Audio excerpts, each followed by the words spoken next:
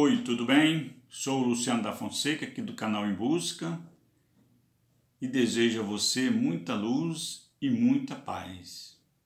Hoje, dentro da história do Brasil, vamos ver o governo de JK, que vai de 1956 a 1961, no contexto do chamado governo democrático brasileiro, que vai de 1946, com a constituição do governo Dutra, até a intervenção militar em 1964.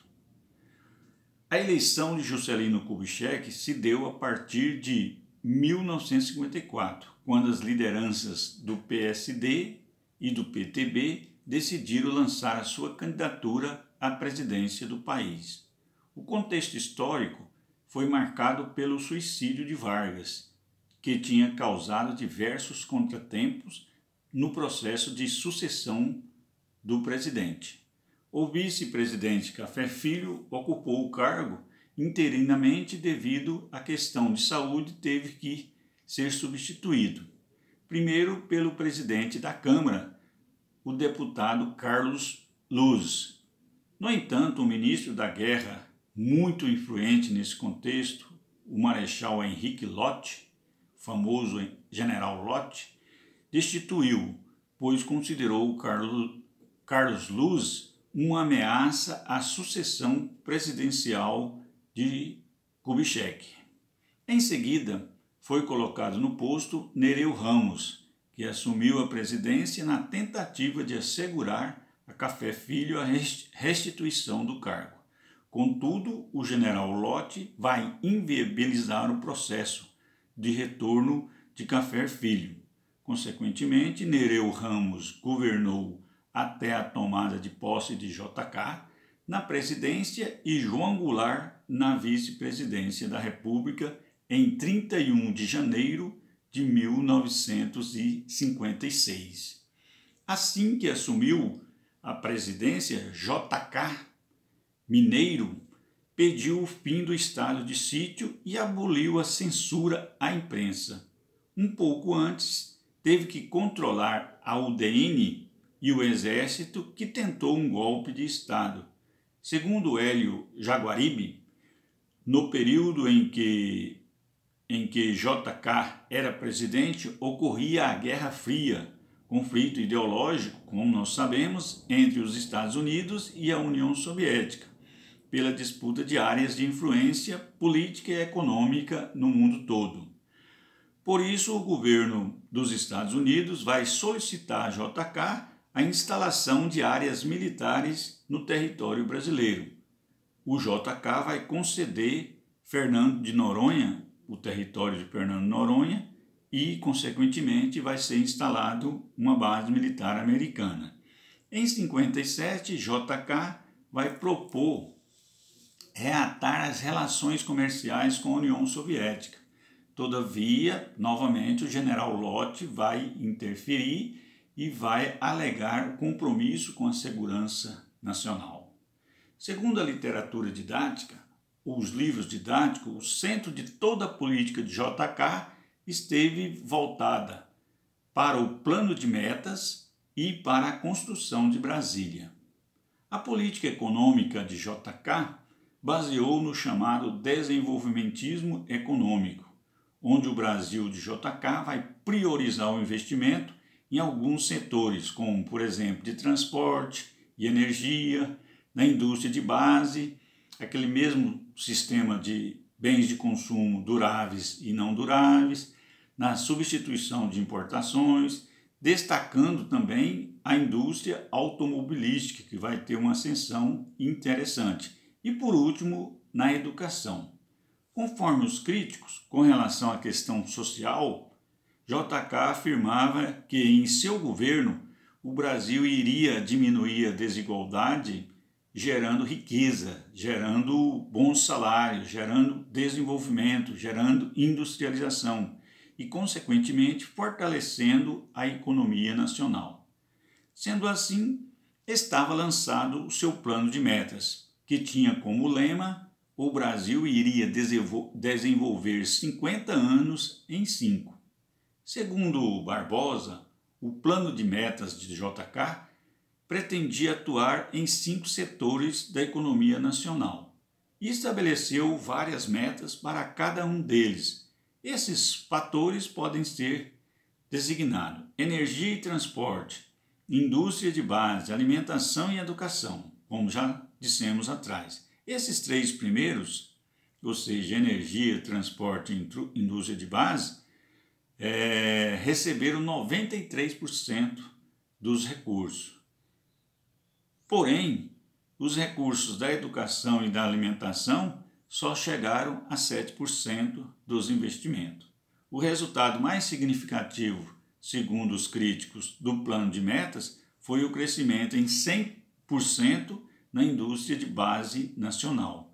Contudo, devido à utilização do capital estrangeiro, ou seja, pedir dinheiro emprestado, ir no FMI, vai o quê? Vai desequilibrar o sistema financeiro e monetário brasileiro. Consequentemente, em 1958, o ministro da Fazenda, Lucas Lopes, vai ser obrigado a criar o chamado Plano de Estabilização Monetária, o tal de PEM, PEM, para conter a inflação. O PEM promoveu a entrada de capitais estrangeiros no país, gerando forte oposição, gerando com isso forte oposição daquele grupo de desenvolvimentista que achava que não precisa ou que não precisava de tomar dinheiro emprestado. Em 59, as políticas do chamado PEM entraram em ação e causaram o aumento dos preços dos insumos básicos. A população vai manifestar contra essas políticas, de modo que o ministro teve que comprometer-se em corrigir algumas medidas do chamado PEM, Plano de Estabilização Monetária. Porém, a política de manutenção econômica do governo de JK estava comprometida com as contas no chamado Fundo Monetário Internacional, o FMI, e consequentemente, no contexto começa a surgir algumas manifestações populares, além da oposição, contra a carestia na alimentação, na energia e assim por diante. Isso o governo teve que tomar uma ação muito impopular, que foi o descumprimento das prescrições do FMI, ou seja, deixou de pagar o FMI. Segundo Leandro Carvalho, em 1956, depois de o Congresso ter aprovado a transferência da capital do Rio de Janeiro, ou seja, da Guanabara para o centro-oeste, para o Planalto Central, as obras da nova CAP vão começar. A nova CAP teria um moderno e arrojado monumento arquitetônico planejado por Oscar Niemeyer. O plano piloto da URBS foi desenvolvido pelo urbanista Lúcio Costa e, consequentemente, a história mostra que JK, ou Juscelino Kubitschek, construiu a cidade de Brasília em apenas 5 anos. Ou seja, isso é extraordinário.